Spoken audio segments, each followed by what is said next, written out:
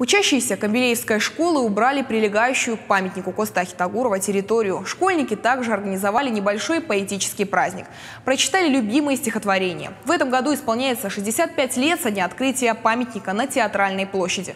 Он был преподнесен осетинскому народу в дар от союзного правительства. В день открытия памятника был подписан указ Президиума Верховного Совета Северостинской АССР о присвоении автору скульптуры Сусланбеку Тавасиеву звания народного художника, архитектору Исмаилу Гайнуддинову, заслуженного деятеля искусств Северной Осетии.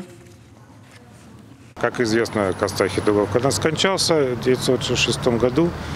И как-то так получилось, что даже на могиле не успели к 1917 году поставить памятник.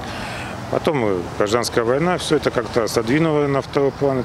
И вот уже в 1955 году по проекту Тавасиева и архитектора Гайнуддинова, потому что здесь еще сделано вот это оформление очень красиво, в осетинском стиле, вот эти скамейки, орнаменты. Его здесь поставили. Это очень величественный был памятник, больше, чем Ленину на тот момент и всех остальных памятников.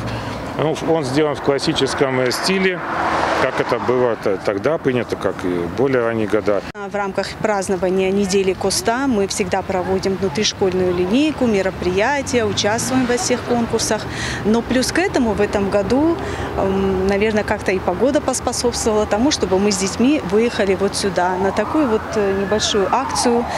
Хотелось бы отдать дань и автору этого памятника, и самому великому Коста.